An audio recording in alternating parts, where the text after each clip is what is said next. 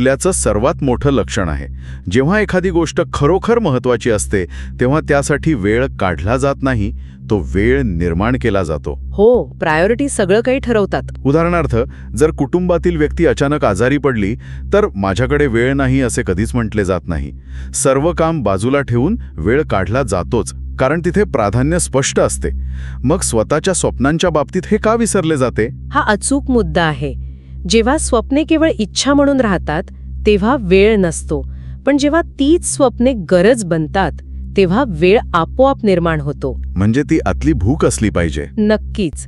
या खोट्या सब्बींचं जाळं नष्ट केल्यानंतर आता यश मिळवण्यासाठी खरोखर काय करावे लागते या कठोर वास्तवाकडे लक्ष वेधणे अत्यंत आवश्यक आहे.